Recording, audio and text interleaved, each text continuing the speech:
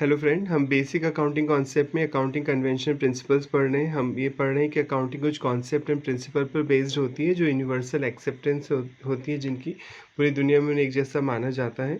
हमने last class में historical cost concept पढ़ लिया था। अब नेक्स्ट है डुअल आस्पेक्ट कॉन्सेप्ट। ये बेसिक कह सकते हैं फाउंडेशन है, जब से डबल एंट्री सिस्टम आया है वो इसी पे बेस्ड है, डुअल आस्पेक्ट कॉन्सेप्ट। अब ये डुअल आस्पेक्ट कॉन्सेप्ट क्या होता है? डुअल आस्पेक्ट कॉन्सेप्ट ये बोलता है, आस्पेक्ट कॉन्सेप्ट, कि हर ट्रांजैक्शन के दो पार्ट होते हैं। अकाउंट्स में जो भी ट्रांजैक्शन होगा, ट्रांजैक्शन आप पहले भी पढ़ चुके हैं। ट्रांजैक्शन का मतलब होता है कोई भी बिजनेस एक्टिविटी करना जिससे या तो पैसा आएगा, या तो इमीडिएटली आएगा या मिलेगा फ्यूचर में, या आपका पैसा जाएगा।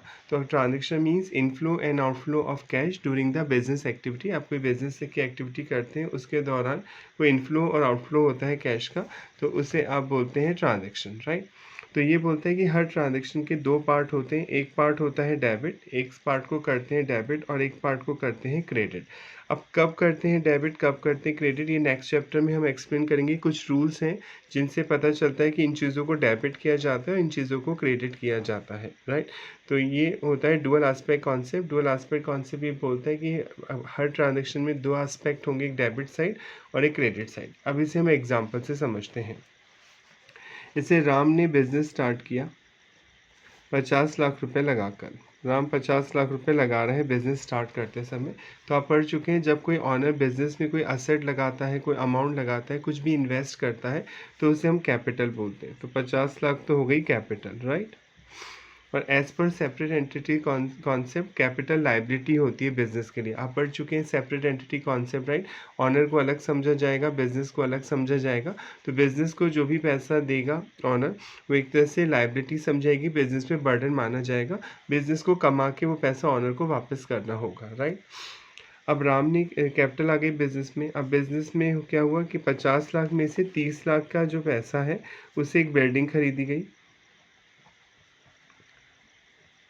और 10 लाख रुपए से फर्नीचर खरीदा गया, और बाकी 10 लाख रुपए भी बच गए हैं, राइट। ये बचे हुए हैं कैश। तो बिल्डिंग क्या है? बिल्डिंग आप पढ़ चुके हैं, बिल्डिंग एक असेट है। What do you mean by asset? जो फ्यूचर में इकोनॉमिक बेनिफिट जनरेट करेगी, यानी जिससे फ्यूचर में हमें कोई बेनिफिट मिलेगा बिजनेस में। बिल्डिंग आप यूज़ करेंगे तो बिजनेस आपका बढ़ेगा, राइट। फर्नीचर बिजनेस को बढ़ाने में मदद करेगा। तो बिल्डिंग, फर्नीचर और कैश को भी आप फ्यूचर में यूज़ करेंगे, तो ये क्या है? असेट है, राइट। तो बिल्डिंग, फर्नीचर और कैश तो आपकी असेट हो गई। तो एक तो हमने खरीदी है बिल्डिंग, असेट है जो फ्यूचर में इकोनॉमिक बेनिफिट जनरेट करेगी 30 लाख की। प्लस हमने खरीदा है फर्नीचर जो फ्यूचर बेनिफिट जनरेट करेगा 10 लाख का। प्लस हमारे पास कैश बचा हो, ये भी हमें फ्यूचर में बेनिफिट देगा 10 लाख का।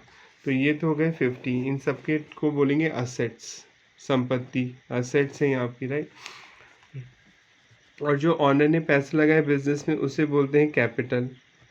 कैपिटल क्या लाइबिलिटी है बिजनेस के लिए? 50 लाख जो लगाई है, राइट। ये लाइबिलिटी का पार्ट है कैपिटल। लाइबिलिटी दो तरह की होती है, एक तो इंटरनल लाइबिलिटीज़ और एक्सटर्नल लाइबिलिटी। ऑनर जो पैसे लगाता है वो तो इंटरनल लाइबिलिटी है, वो तो ऑनर को देनी है। एक्सटर्नल लाइबिलिटी जो आपको बाहरी लोगों को देनी होती है, जैसे बैंक लोन, क्रेडिटर एक्सेट्रा, तो कैपिटल हो गए, राइट। तो एज पर डुअल आस्पेक्ट कॉन्सेप्ट, हमेशा असेट्स का जो टोटल होगा वो लाइबिलिटीज़ के इक्वल होगा। लाइबिलिटीज़ में कैपिटल भी इंक्लूड होती है। तो आप देख सकते हैं इस एग्जाम्पल में कैपिटल लगाई थी राम ने 50 लाख, असेट है अपने पास बिल्डिंग, बिजनेस, फर्नीचर और कैश। तो हमेशा डुअल आस्पेक्ट कॉन्सेप्ट के अकॉर्डिंग जो असेट्स का टोटल होगा वो कैपिटल प्लस लाइबिलिटी के इक्वल होगा। और अभी आप आगे जाके पढ़ेंगे, असेट्स का हमेशा डेबिट बैलेंस होता है और कैपिटल और लाइबिलिटी का हमेशा क्रेडिट बैलेंस होता है। डेबिट और क्रेडिट ऑलवेज इक्वल होते हैं। क्यों ऐसे इक्वल होते हैं, क्यों इक्वल होते हैं, ये हम नेक्स्ट चैप्टर में रूल्स हैं उनके अकॉर्डिंग समझेंगे। बस डुअल आस्पेक्ट कॉन्सेप्ट भी बोलता है कि हर अकाउंटिंग ट्रांजेक्शन के दो आस्पेक्ट होंगे, एक होगा डेबिट साइड और एक होगा क्रेडिट साइड। जिसे हमने प्रूव भी किया कि राम ने अगर पैसा लगाया तो कैपिटल तो लाइबिलिटी है, और जो असेट्स खरीदी गई तो हमेशा असेट्स का टोटल कैपिटल लाइबिलिटी के इक्वल होगा। क्लियर? अब हम इसे रीड कर लेते हैं। एज पर दिस कॉन्सेप्ट, इस कॉन्सेप्ट के अकॉर्डिंग एवरी ट्रांजेक्शन और इवेंट हैज़ टू आस्पेक्ट, दो आस्पेक्ट होंगे, which have to be record in the books. In other word, every transaction affect two account, हर ट्रांजेक्शन दो अकाउंट को अफेक्ट करेगा। If one account is debit, अगर एक account debit होगा, other account must be credit, दूसरे account को आप क्रेडिट करेंगे। The system of recording transaction based on this principle, is known as a double entry system. जब आप डेबिट क्रेडिट के बेस पे ट्रांजेक्शन्स को रिकॉर्ड करते हैं तो इस कॉन्सेप्ट को डबल एंट्री सिस्टम बोलते हैं। So as per this concept, the two side of balance sheet are always equal. Balance sheet के दो साइड हमेशा इक्वल होंगे and the following accounting equation is always true. Asset हमेशा capital liability के बराबर होगी। असेट मतलब जो आपको फ्यूचर में इकोनॉमिक बेनिफिट्स देंगी मोर देन 1 ईयर जो चलेंगी। कैपिटल मतलब जो अमाउंट ऑनर इन्वेस्ट करता है उसे कैपिटल बोलते हैं। और एज पर सेपरेट एंटिटी कॉन्सेप्ट, कैपिटल क्या है, लाइबिलिटी है बिजनेस पर, और लाइबिलिटी मतलब जो एक्सटर्नल पार्टी को देनी है। जैसे बैंक से लोन लिया तो लोन एक लाइबिलिटी है। लाइबिलिटी मीन्स ऑब्लिगेशन टू पे। If a transaction affect the one side of the equation, अगर एक अफेक्ट होता है ट्रांजेक्शन से कैपिटल आई थी बिजनेस में तो ऑब्वियसली दूसरी साइड भी अफेक्ट होगा। It will also affect the other side of the equation and equation remain balance. तो इक्वेशन बैलेंस हो जाएगी हमेशा whenever transaction take place. चाहे कोई भी ट्रांजेक्शन होगा हमेशा असेट किसके बराबर होगी, कैपिटल और लायबिलिटी के इक्वल होगी। For example mister Ram started a business. जैसे राम ने 40 लाख रुपए से बिजनेस स्टार्ट किया in cash and also take a loan 20 lakh का लोन लिया। तो लोन लेना तो लाइबिलिटी है। तो 40 + 20 टोटल बिजनेस में 60 लाख रुपए आए in from bank and such rupee use to purchase some asset, like building खरीदी, फर्नीचर खरीद लिया उसने 60 लाख से। तो 60 लाख की तो असेट हो गई बिजनेस में। 40 की कैपिटल है, जो राम ने खुद पैसा लगाया वो तो कैपिटल है, और जो लोन लेके आया वो क्या है, लाइबिलिटी, ऑब्लिगेशन टू पे। तो हमेशा असेट का टोटल कैपिटल लाइबिलिटी के इक्वल होगा। Capital also known as equity in the company. Company में कैपिटल को अपन क्या बोलते हैं, इक्विटी बोलते हैं। तो I hope dual aspect concept समझ में आ गया होगा। नेक्स्ट है मैचिंग कॉन्सेप्ट। मैचिंग कॉन्सेप्ट क्या है, मैचिंग कॉन्सेप्ट बहुत इंपॉर्टेंट है। जैसे मैंने सामान बेचा, सेल की है ड्यूरिंग द ईयर 25-26 में, यानी दिस अप्रैल से लेके मार्च के दौरान मैंने ये सामान बेचा है। मेरी सेल हुई है 100 करोड़ की। सेल मतलब सामान बेचा। मैं इसमें से एक्सपेंसेस डिडक्ट करूँगा, अपने एक्सपेंसेस, खर्चे, नुकसान, ताकि मुझे प्रॉफिट निकालना है। तो मेरा 25-26 में एक्सपेंस हुआ, मान लेते हैं 50 करोड़, और लास्ट ईयर का एक खर्चा था 24-25 का, जो मैंने पे नहीं किया था वो मैंने इस साल पे किया। उधार था, लास्ट टाइम मैंने पेमेंट नहीं किया था। 24-25 ईयर के कुछ खर्चे बच रहे थे तो मैंने 25-26 में पेमेंट किया 10 करोड़ का। तो मैं कह रहा हूँ कि मेरा इस साल जो खर्चा हुआ 25-26 करोड़, 25-26 में जो मैंने पेमेंट किया है, टोटल 60 करोड़ के एक्सपेंसेस का पेमेंट किया है, राइट। क्योंकि 25-26 का खर्चा है 50 करोड़, तो और लास्ट ईयर का 10 करोड़ बाकी था, पेंडिंग चल रहा था, तो मैंने इस साल पेमेंट कर दिया। तो मेरा 60 करोड़ का खर्चा हुआ। तो मैं बोल रहा हूँ कि 100 करोड़ तो मुझे मिला है सामान बेचने पैसा, 60 करोड़ मेरा एक्सपेंस हुआ है। तो 100 करोड़ माइनस 60 करोड़, मेरा जो प्रॉफिट हुआ है वो 40 करोड़ हुआ है, राइट। तो क्या मैं सही कह रहा हूँ? नहीं, आप गलत कह रहे हैं। एज पर मैचिंग कॉन्सेप्ट, मैचिंग कॉन्सेप्ट बोलता है कि ये मिसमैच हो गया। जिस साल की इनकम आप लिख रहे हैं, इनकम तो आप 25-26 की लिख रहे हैं और खर्चे आप 25-26 के और 24-25 दोनों के मिला के घटा रहे हैं, तो ये मिसमैच हो जाएगा। तो मैचिंग कॉन्सेप्ट में बोलता है कि जब भी आप प्रॉफिट और लॉस कैलकुलेट करेंगे तो जो इनकम आप लिख रहे हैं उससे रिलेटेड एक्सपेंस ही घटेंगे। ऐसा नहीं हो गया कि नेक्स्ट ईयर का खर्चा घटा दिया, लास्ट ईयर का खर्चा घटा दिया, सेम ईयर का ही एक्सपेंस डिडक्ट होगा, चाहे आपने पे किया हो या पे नहीं किया हो। एक्रूअल कॉन्सेप्ट आप पढ़ चुके हैं। एक्रूअल कॉन्सेप्ट क्या कहता है, चाहे खर्चा पे किया हो या पे नहीं किया हो, अगर वो करंट ईयर से रिलेटेड है तो उसे अपनी बुक्स में रिकॉर्ड किया जाएगा, यानी उसे एज ए एक्सपेंस माना जाएगा। यानी जो एक्चुअल मेरा प्रॉफिट होगा 100 करोड़ तो मेरी सेल हुई है, इसमें से इस साल का खर्चा तो 50 करोड़ ही है 25-26, क्योंकि इनकम 25-26 की लिख रहा हूँ तो एक्सपेंस भी 25-26 के ही लिखूंगा मैं। तो 50 करोड़ मेरा एक्सपेंस हुआ है 25-26 में, तो मेरी नेट इनकम हुई है 50 करोड़ की, राइट। तो मेरा जो प्रॉफिट होगा 50 करोड़ होगा। तो ये है मैचिंग कॉन्सेप्ट, जो ये बोलता है कि आप उन्हीं एक्सपेंस को डिडक्ट करेंगे जो उस इनकम को कमाने में अकर्ड हुए। ऐसा नहीं कि आप लास्ट ईयर के खर्चे या नेक्स्ट ईयर के खर्चे लिख देंगे। क्लियर? अब हम पढ़ लेते हैं। इन दिस कॉन्सेप्ट, इस कॉन्सेप्ट के अनुसार ऑल एक्सपेंसेस मैच होने चाहिए expense with the revenue, sales के साथ, इनकम के साथ of that period, should only be taken into consideration. यानी उन्हीं खर्चों को ध्यान में रखा जाएगा, यानी उन्हीं खर्चों को डिडक्ट किया जाएगा जो सेल्स को कमाने में हुए हैं। In the financial statement of the organization if any revenue is recognize, अगर आप किसी इनकम को कैलकुलेट कर रहे हैं, then expense related to earn that revenue should also भी रिकोगनाइज। तो आप उन्हें एक्सपेंसेस को भी रिकोगनाइज करना होगा, पहचानना होगा कि उस इनकम को कमाने में कौन कौन से खर्चे हुए हैं। This concept is based on accrual concept. Accrual concept पे बेस्ड है जो आप पढ़ चुके हैं। एक्रूअल कॉन्सेप्ट क्या बोलता है, वेदर एक्सपेंस पेड और नॉट पेड, चाहे खर्चा पे किया हो या पे नहीं किया हो, वेदर इनकम रिसीव्ड और नॉट रिसीव्ड, चाहे इनकम रिसीव हुई हो या नहीं रिसीव हुई हो, इफ सच एक्सपेंस और income relate to current financial year, अगर वो खर्चा और इनकम आपके साल से रिलेटेड है तो you have to record such expense और income in the books of account. तो आपको उस खर्चे और इनकम को अपनी बुक्स में शो करना होगा, भले वो मिली हो या नहीं मिली हो। आगे पढ़ते हैं। It is considered the occurrence of expense and income and do not consider on actual inflow outflow of cash। Actual में पैसा गया कितना आया कितना वो नहीं देखा जाएगा। एक्चुअल में एक्रूअल कॉन्सेप्ट के अकॉर्डिंग जो इस साल के एक्सपेंस है वो रिकॉर्ड होंगे और इस साल की इनकम रिकॉर्ड होंगी।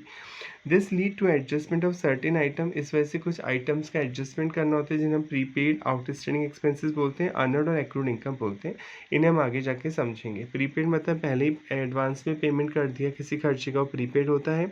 आउटस्टैंडिंग एक्सपेंसेस मतलब देना था पर कोई खर्चा आपने नहीं दिया तो उसे आउटस्टैंडिंग एक्सपेंसेस बोलते हैं। अर्नड इनकम मतलब कमाई तो नहीं पर पहले ही मिल गई कोई इनकम, जैसे नेक्स्ट ईयर की इनकम आपको इसी साल मिल गई तो उसे अर्नड इनकम या इनकम रिसीव्ड इन एडवांस भी बोलते हैं और वो इस साल की इनकम नहीं मानी जाएगी। एक्रूड इनकम मतलब कमा तो लिया, आपने काम तो कर दिया सामने वाले का पर अभी तक पैसा नहीं मिला, तो ऐसी इनकम को एक्रूड इनकम बोलते हैं और ये इसी साल की इनकम मानी जाएगी भले नहीं मिली हो। क्लियर? तो इन कॉन्सेप्ट को आगे ही पढ़ेंगे। प्रीपेड एक्सपेंस मतलब एक्सपेंसेस जो एडवांस में पे कर दिया तो इस साल का खर्चा नहीं माना जाएगा। आउटस्टैंडिंग एक्सपेंस मतलब देना था पर दिया नहीं इस साल का खर्चा, तो एक्रूअल कॉन्सेप्ट के अकॉर्डिंग इसी साल का खर्चा माना जाएगा। It is not necessary that every expenses identify every income, right. ये जो नहीं कि हर एक्सपेंसेस को आप पहचाने कि कौन सी इनकम को कमाने के लिए खर्चा हुआ है। Some expenses are directly related to the revenue, कुछ खर्चे सीधे पता चल जाते हैं कि इनकम को कमाने के लिए हुए हैं। And some are time bound, कुछ खर्चे टाइम से रिलेटेड होते हैं, यानी उन्हें इनकम से उनका कोई रिलेशन नहीं होता है। जैसे मैंने किराए पे कोई फैक्ट्री ले ली तो मुझे फैक्ट्री का किराया तो देना ही पड़ेगा, चाहे मैं उसमें कोई प्रोडक्शन बनूँ, कोई प्रोडक्ट बनाऊँ या ना बनाऊँ, तो उसका प्रोडक्ट से कोई लेना देना नहीं है, तो वो टाइम बाउंड एक्सपेंसेस होते हैं। For example selling expenses are directly related to sales, ये सेल्स से रिलेटेड है, but rent, salary etcetera recorded on accrual basis, in accrual basis पे रिकॉर्ड करना होता है जिस पीरियड में अकर्ड हुए for a particular accounting period. In other word periodicity concept आपने पढ़ा था। पीरियोडिसिटी कॉन्सेप्ट क्या बोलता था, एक पर्टिकुलर पीरियड के ही खर्चे इनकम रिकॉर्ड होंगे टू कैलकुलेट प्रॉफिट और loss. Has also been followed by applying matching concept. Matching concept को फॉलो करते समय एक पीरियोडिसिटी कॉन्सेप्ट को हम फॉलो करते हैं। मिस्टर कुमार जैसे एग्जांपल लेते हैं।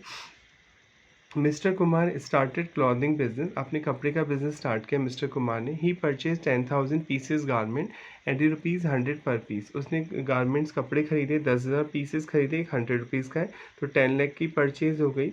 एंड सोल्ड 8,000 पीसेस 150, 8,000 कपड़ा बेचा 150 पर पीस के हिसाब से during the accounting period of 12 month, that is from 1 January to 31 December तक, यानी अकाउंटिंग पीरियड है आपका January to December. He paid shop rent 3,000 per month for 11 month, आपने 3,000 किराया दिया है पर 11 महीने का किराया दिया, अभी 1 महीने का किराया नहीं दिया है। एंड पेड ₹8,000 टू सप्लायर, आपने 8,000 रुपये 8 लाख रुपये सप्लायर यानी क्रिएटर जिनसे आपने सामान खरीदा था परचेज़ किया था उनको पेमेंट किया है।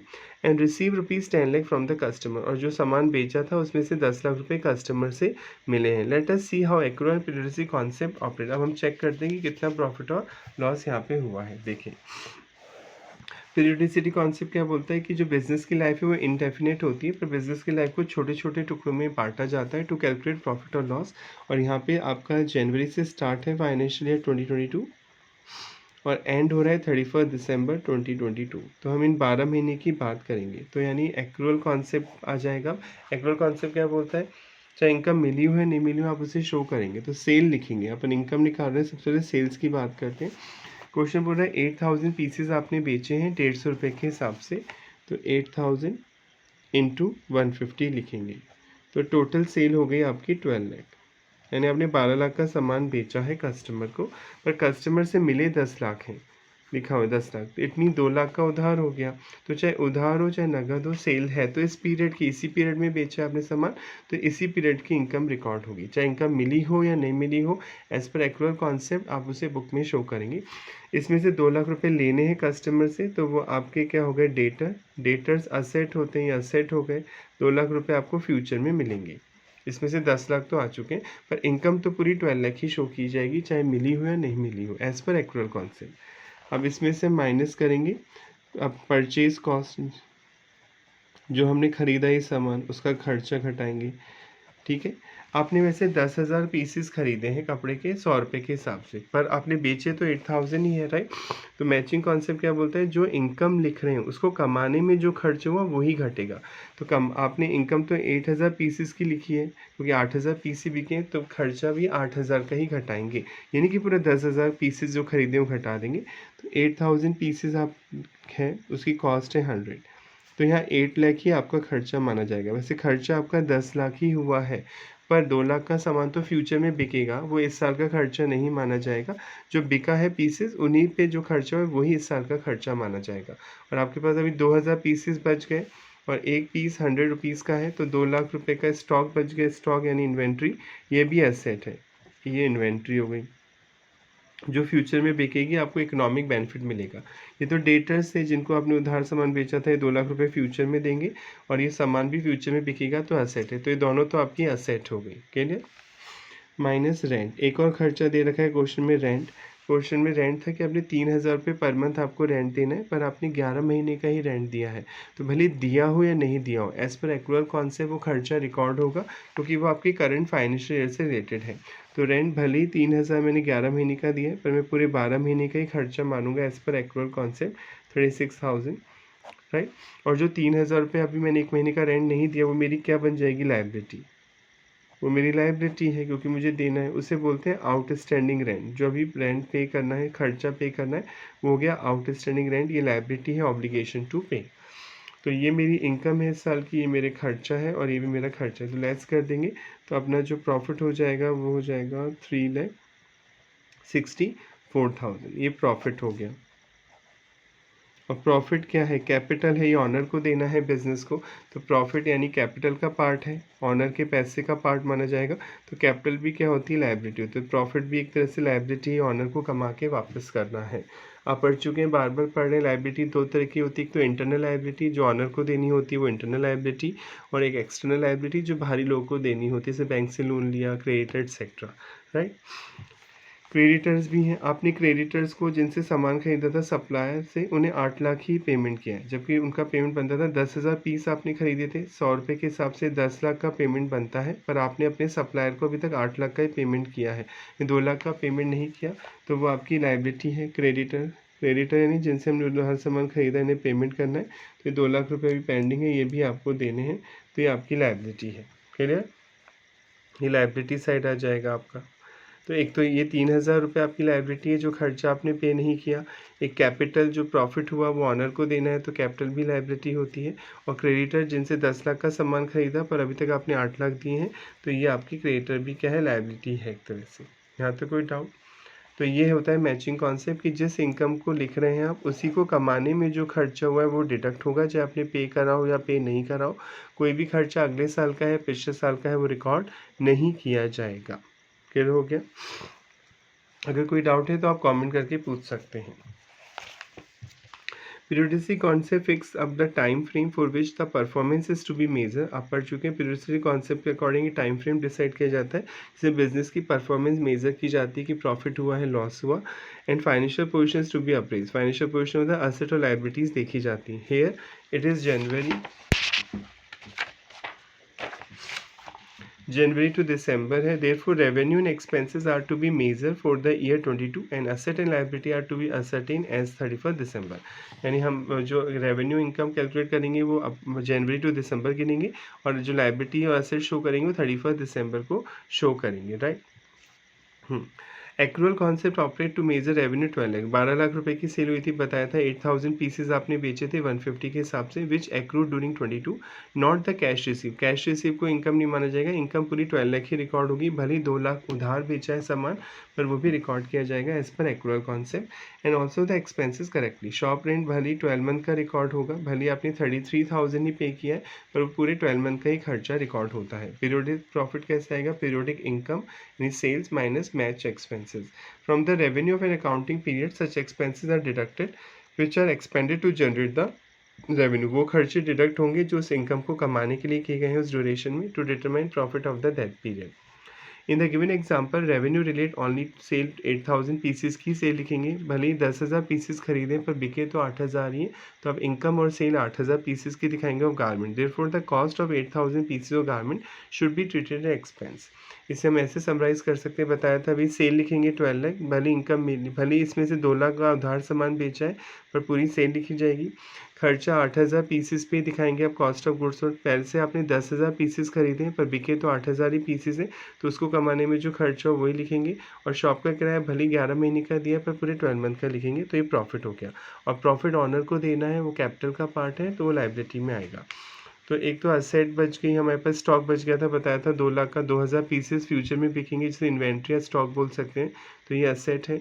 डेटर्स हो गए, 12 लाख का सामान बेचा था, 10 लाख का पैसा मिल गया था, तो 2 लाख का उधार हो गया, वो लेना है फ्यूचर में आपको, तो ऐसे लोगों को डेटर्स या ट्रेड रिसीवर्स बोलते हैं।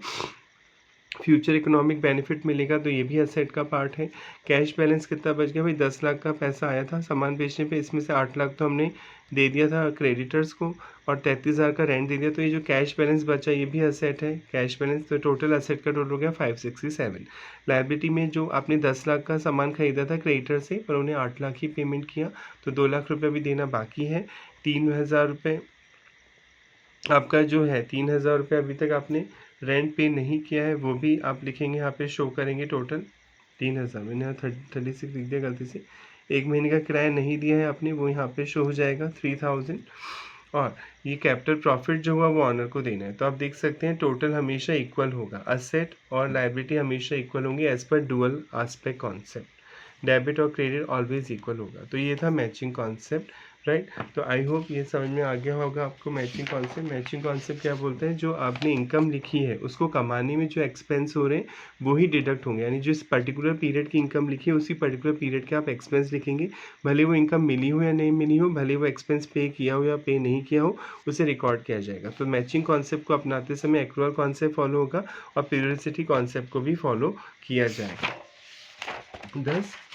दस accrual concept, matching concept, periodicity concept work together, तीनों कॉन्सेप्ट साथ साथ चलते हैं फॉर इनकम मेजरमेंट, इनकम को कैलकुलेट करते समय, and recognize of asset and liabilities को कैलकुलेट करते समय। ओके, तो नेक्स्ट क्लास में मिलेंगे। अगर कोई डाउट है तो आप कमेंट करके पूछ सकते हैं। Thank you so much.